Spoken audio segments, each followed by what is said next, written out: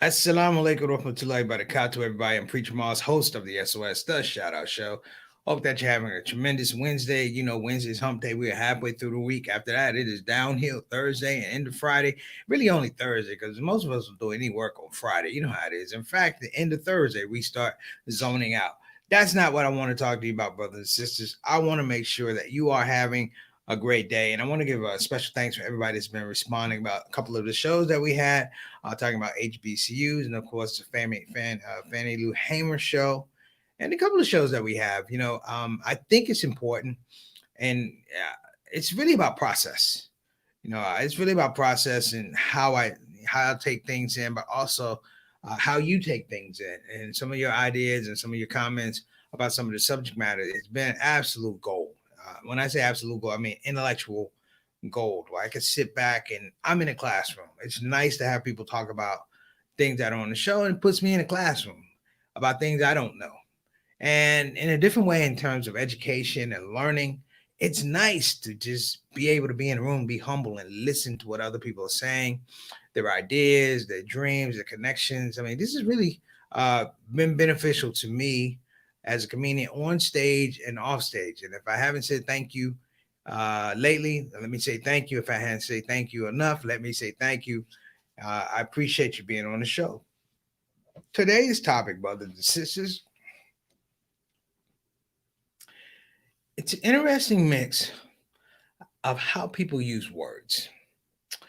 And when I say how people use words, I mean twist them for a particular intent, but also to get a specific type of reaction. In 2007 and 2016, but more 2017, not 2007, but more 2017, there was a push, brothers and sisters, a quiet push. It got pushed down, it got put down because people were a little bit conscious. And I do give a little bit of credit to that era of Colin Kaepernick and people just kind of being a little bit, the word was woke back then. The FBI came up with a concept. And the concept was to take an opportunity to take radical thought, revolutionary thought, but not terroristic, and change the tonality of it, if you will. So that when people looked at it, it would allow them to link it to different things that would, in many regards, scare white establishment.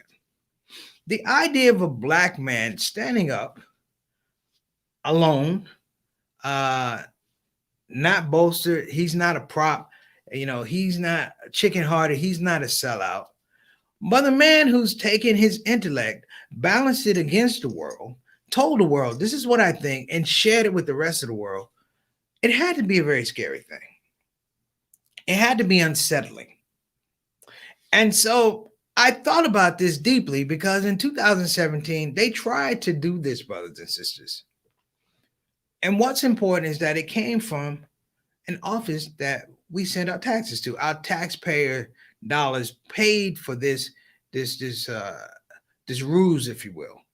And the ruse was called Black Identity Extremism. Black Identity Extremism. And it was the idea that you would take people who oppress folks and then put them in a space where they can decide whether your actions are intellectual, radical, or dangerous, or seditious, according to how we feel. You hear what I'm saying? According to how we feel, according to our agenda. There's a great story I saw on Unsung, and I'm digressing a little bit. But the story was about Roxanne Shante, the female rapper, pioneer rapper. And she talked about being in the rap battle contest. She said, I never wanted to be the best female MC. I wanted to be the best MC. I love it. And she was in this battle contest against Busy B. And she was murdering Busy B. And when they had to, brothers and sisters, tally the score, a well-known rapper, Curtis Blow, said, what score do I have to give her so that she loses? Now, she had murdered this. Everyone said she had murdered it. I've heard this story plenty of times. She murdered it. Everybody was giving 10s and 9s and 10s and 9s, 10s and 9s. And when they got to Curtis Blow, he gave, dig it, he gave Roxanne Shante a 4, and she lost the competition. She says admittedly that she was never the same after that. If you fast forward, brothers and sisters, to 2017, particularly 2016, the same thing was afoot in terms of Black expression, which can be, of course, a plethora of things. It could be musical expression, artistic expression, religious expression, spiritual expression. It could be pure anger, as long as we understood that it's coming from a valid place. Like, Black people just don't wake up and be angry for no reason at all. You hear what I'm saying? And in this space, brothers and sisters, in this article, and I have to admit, the contents of Black identity extremism, or BIE in this case, was something that was being concocted by the FBI. And the only reason we know about it was it was leaked out to a program called, a journal called Foreign Policy. And Foreign Policy put out, and everybody had an uproar. We're going to talk about this aspect of Black identity extremism, but we're going to turn the table a little bit. I am standing in front of, here we are, one of the most foremost Black identity extremists. One of the foremost. You say, why didn't the FBI come after him? Why didn't Hoover come after him? Eventually he was deported, but we're going to talk about that. You know, because Black folk have a very, very intimate understanding of a ruse. We know when a hustle is a hustle. We know when a hustle is a bad hustle. But this was interesting because it was done at a federal level where people are able to make policy, develop policy off of things we didn't even know. That's the thing you have to think about. So when I say what happened to Black identity extremism, we have to figure out what happened to it. And we also have to figure out how can we make sure that it doesn't come back. This is Preacher Monster Shout Out Show. Let's get it started.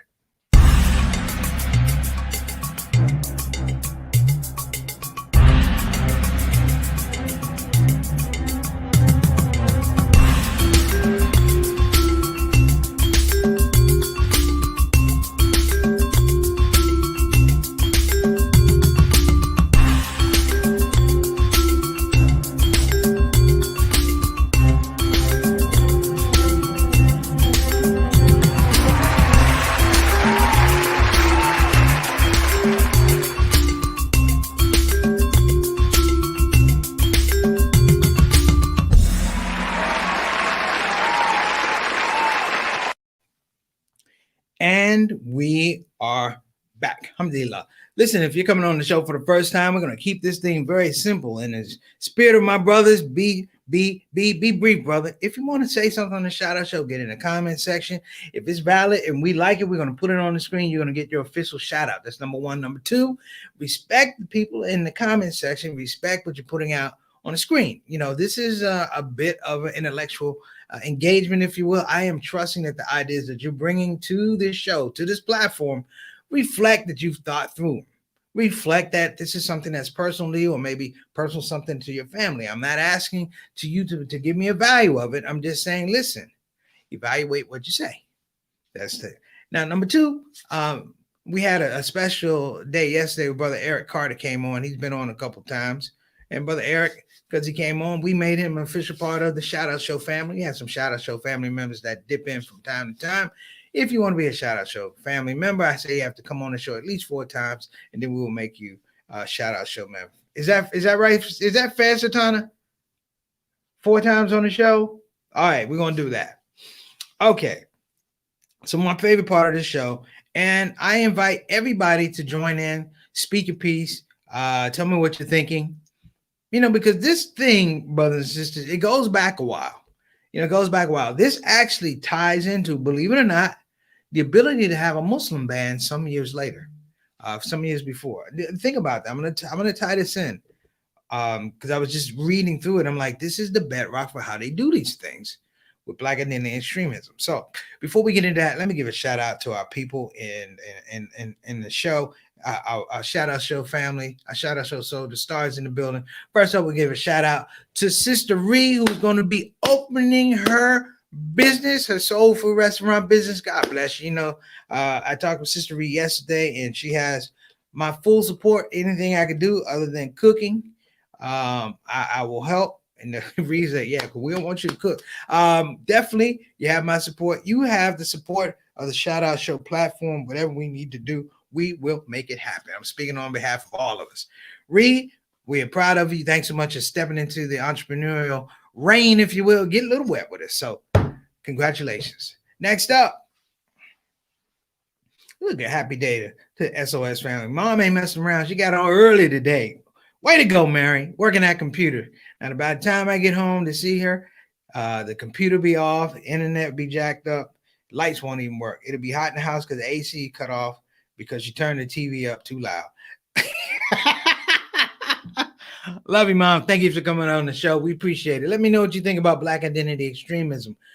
And I'm asking my mother because, my mother went through these phases where there was a Hoover, where there was a COINTELPRO, and before we get into COINTELPRO, I don't want to go back that far. That's a whole nother show. But I'm going to talk about this whole idea of people putting out policy that effectively mute Black expression.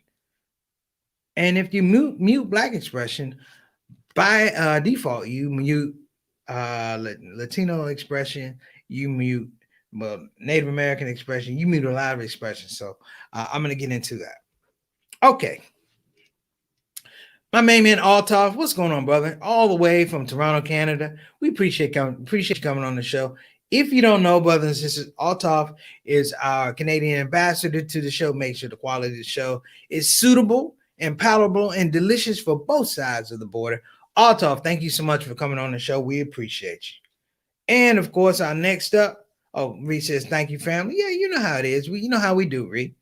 And next up, you know who we got. Why look at my salon off tour by the Katu. What's going on, Sister Satana?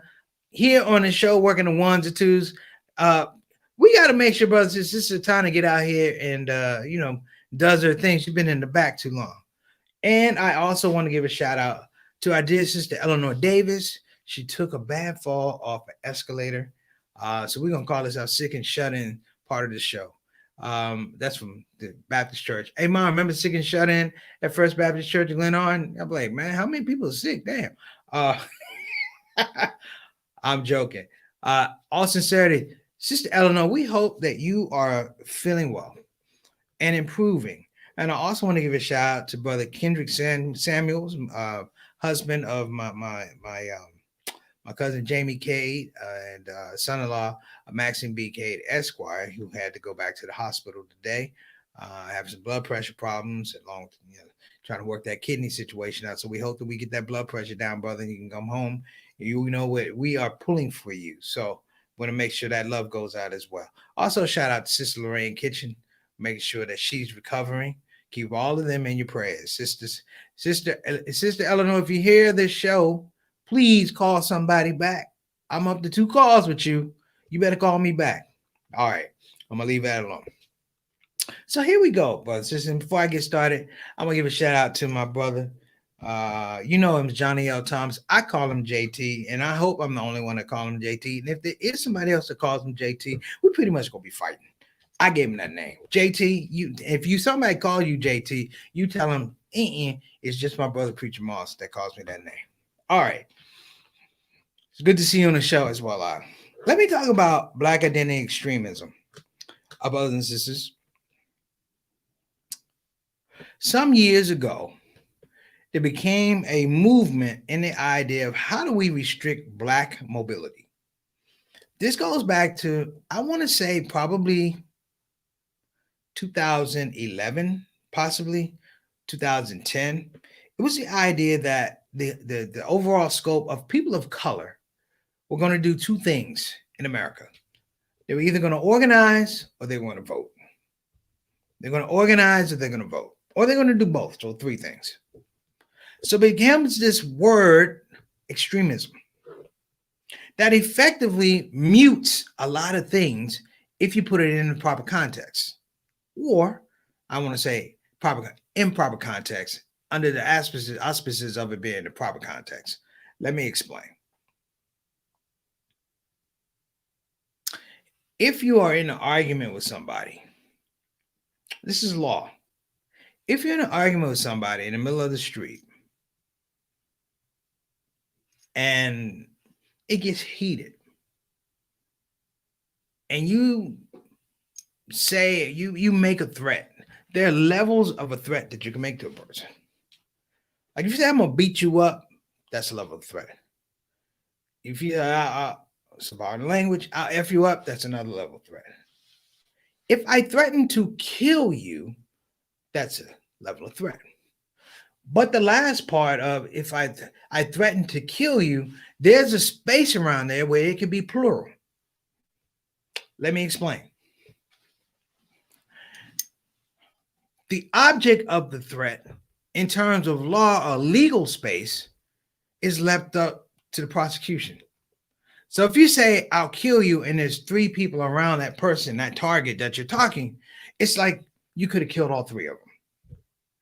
If there's three people around you, that person, it's like I threatened all four of them. They call it a terroristic threat, and it's used in the present judicial system because it allows people to not figure out intent.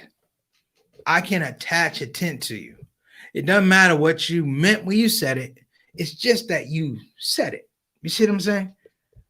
It's sort of like drunk driving. It doesn't matter how much liquor you drink.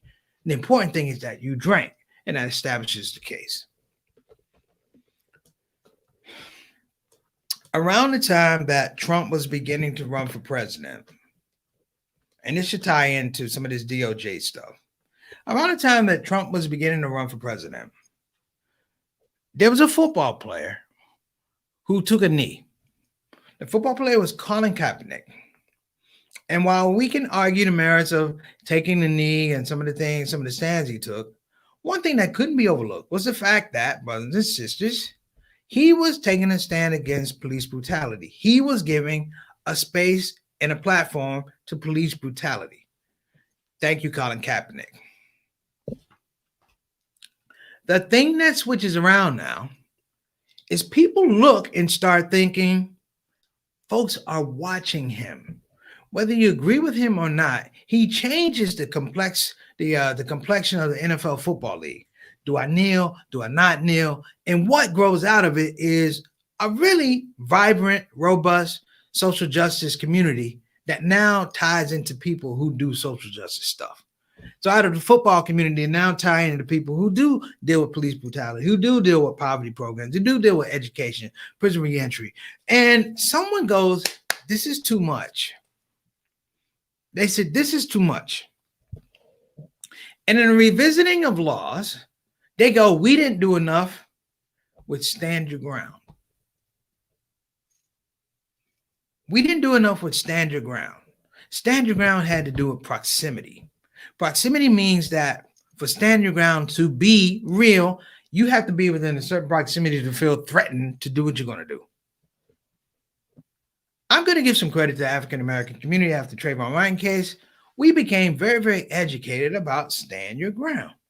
And you had less and less stand your ground cases.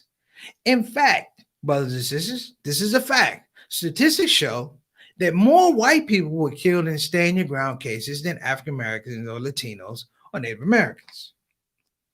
Black people educate themselves and move themselves out of the direction of fire. But now it becomes a situation whereby I have to come up with a language, a particular texture of language whereby I can interject myself.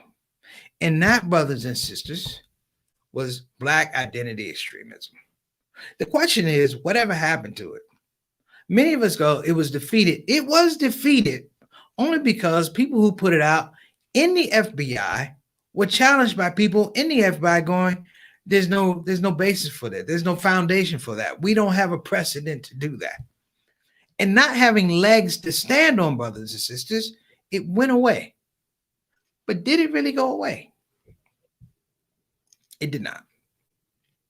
You may not believe this. And in my research, heck, I didn't believe this. But do you know that Black identity extremism happened almost 2 months before the race riots in Charlottesville?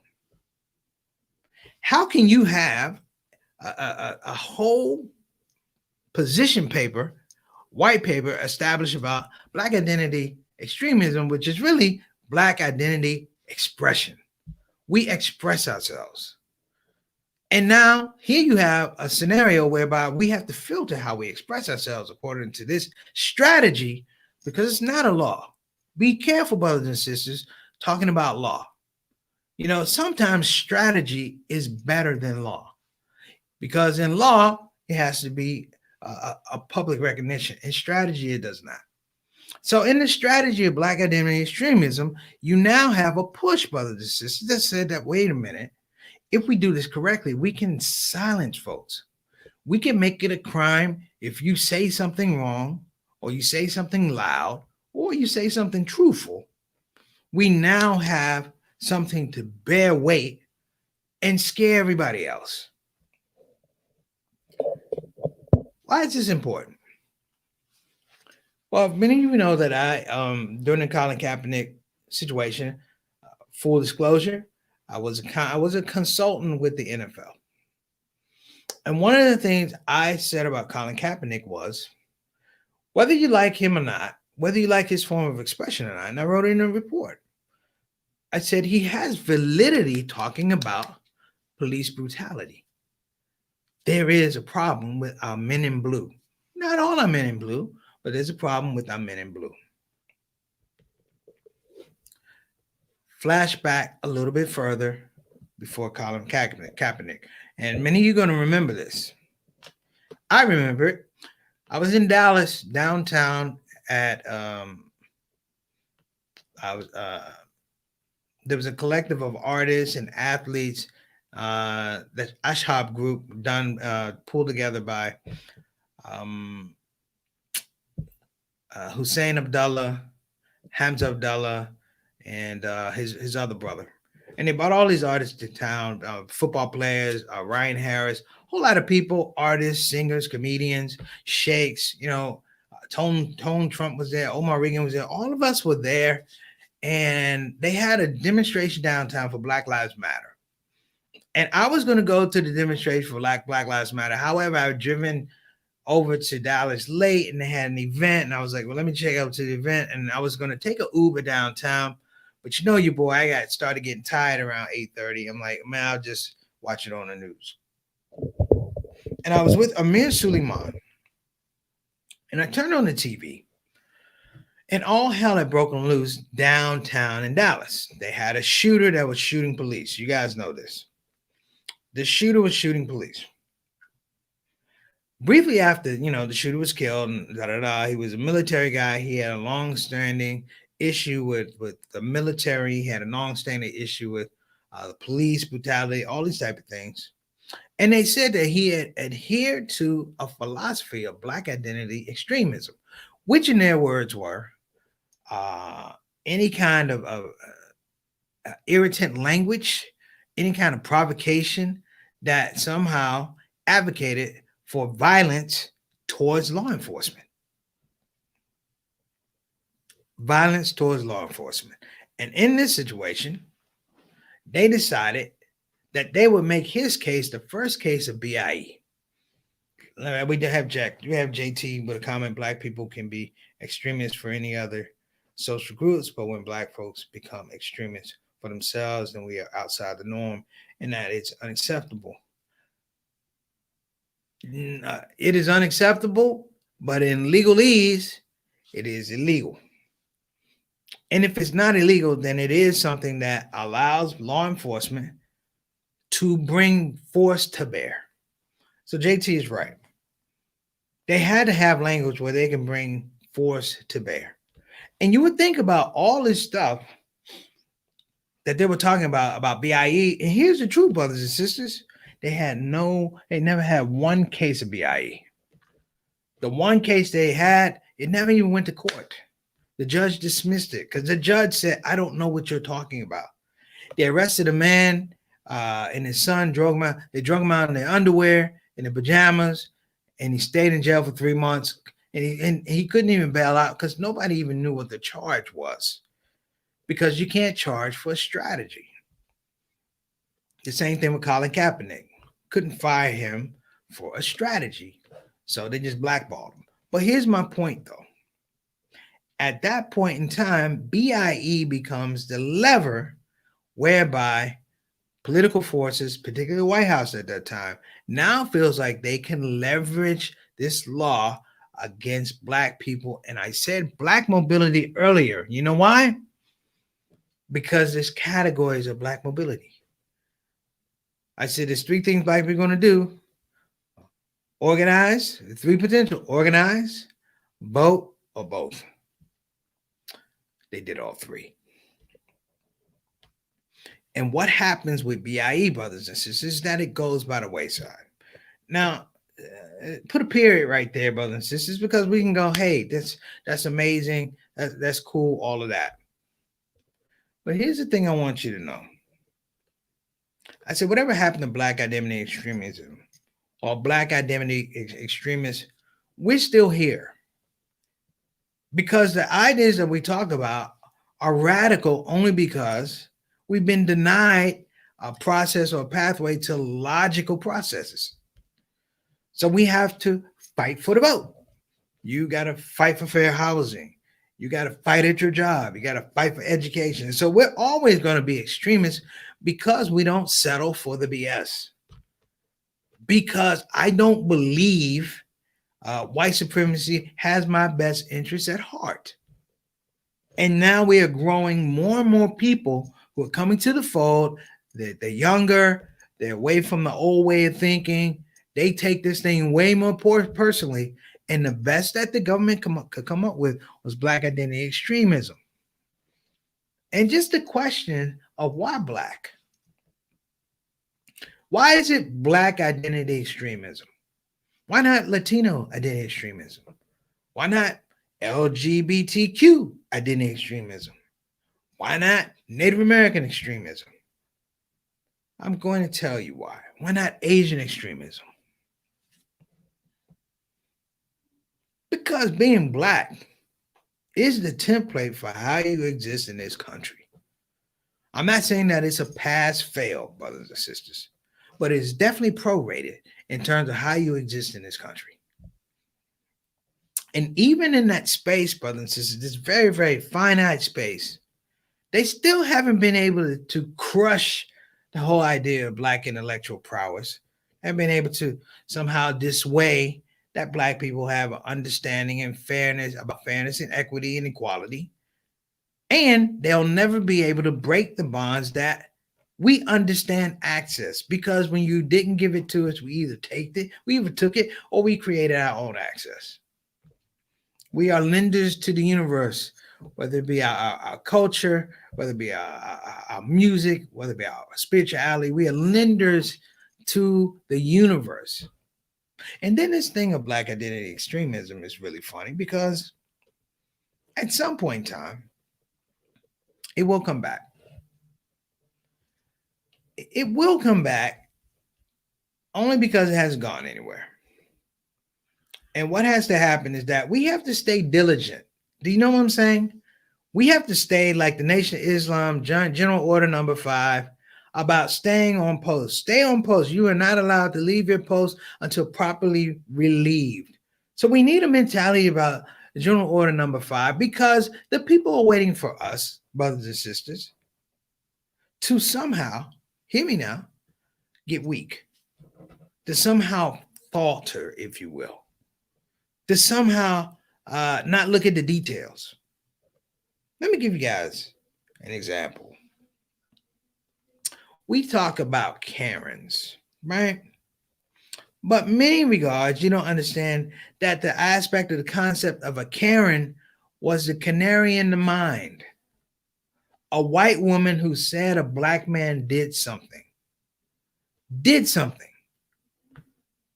If she was smart and diabolical, she would have said he said something. Because proximity now doesn't matter. He was in my space. Now he was across the street. He was in my space. But if she tells somebody, he said, I'll kill you. He said, I hate white people or something like that. You're going to introduce or reintroduce some of the tenets, if you will, of Black identity extremism. That is not the intention, all right? The intentionality of what's being said. It's the load of history, negative history, oppression, slavery, discrimination, prejudice that bring to bear everything and you put it on a word: extremism. Is it fair? No. Is it real? Yes. What are we going to do about it? Are we going to frame our language whereby we don't say these things? Good luck with that one. We are all disciples of Malcolm, Marcus, Martin. We're all disciples of these guys. We understand the power of language. And the power of language in our community has always been tied to what? The power of the truth. So if you want to think about it, Black identity extremism is a process that was brought about that was meant to mute the truth. Not to filter out the falsehood, but it was meant and directed and framed to mute the truth. So, brothers and sisters, speak that truth. Speak it loud. And make sure before a white person hear it, we hear it to let you know, let either of us know, let all of us know that we are valid and what we have to say. You know, we have to stop talking this barbershop talk. Get out in the middle of the street, get out in front of these politicians and tell them what you feel. Say it in the open. Don't say it.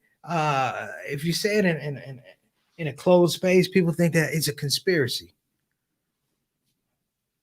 I remember I told I had a flight going out of National. I'm gonna leave on this. My mother has a comment here. Can you put that up, Satana? I was once told that Black movements is where we put our whole bodies, etc., on the line. Yeah, it's true. It's true. Not so much today. But here's a funny story. Maybe not so funny. I had a flight I had to take, and I was going to Houston from National Airport. Something happened with the weather or something like that. It didn't take off. On that flight were Congressman Sheila Jackson Lee and Senator Ted Cruz. And I talked to Senator Doc. I know Congressman Sheila Jackson Lee. I told her, hey, listen, you're not here with security. If you need me, I'm over here. I'm on post. She understood what I was saying. And I remember I went to Ted Cruz. And normally you want to really grind in their face and da da da da da da. And I said, Ted Cruz, there's nobody listening. I said, what do you think about Colin Kaepernick? What do you think about police brutality? I said, is there police brutality? And the man said something that was profound. He said, it's not police brutality. He said, we are in the prevention business. He said, only in the prevention business can you put down threats. I said, but that means that you are forecasting for threats. That means you have to look at statistics and data don't necessarily reflect the thing. He looked at me and said, who needs data? And that's the danger of Black identity extremism. They don't need data. All right, brothers and sisters, let's get to the end of this thing. Let's talk about our sponsors really quickly. I want you to give a shout out to BeFinanciallyIndependent.com. Again, that's BeFinanciallyIndependent.com.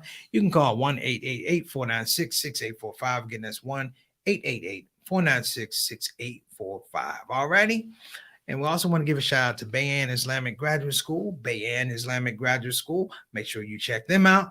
Doing great things in the Islamic higher education business.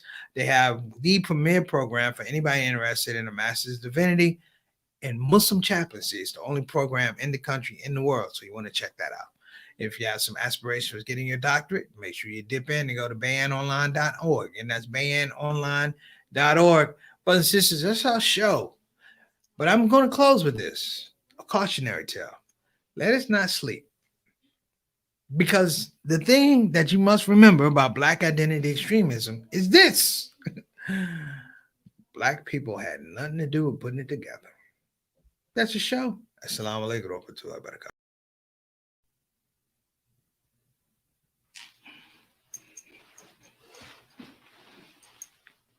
Yo, assalamu alaikum. I'm Preacher Moss, comedian extraordinaire, but I like to add a new title to my name. I'm Professor Preacher Moss. You know why? Because I just graduated. Wait a minute, let me get this out of here. This is it. Okay. Um, I'm Professor Preacher Moss, and it's come through the courtesy and the blessing of the Muhammad Ali Scholarship, which came through Bayan Islamic Graduate School. Now, listen, I know a lot of you people are thinking, can I do it? Yes, you can do it. This is the part where I know I'm supposed to say it's easy. It's not easy. Listen, it was easy to get this degree. Trump would be a mufti. I digress. Listen though, for you brothers and sisters that are interested, go to bayanonline.org and you could be like me. Put yourself in the picture for Islamic education.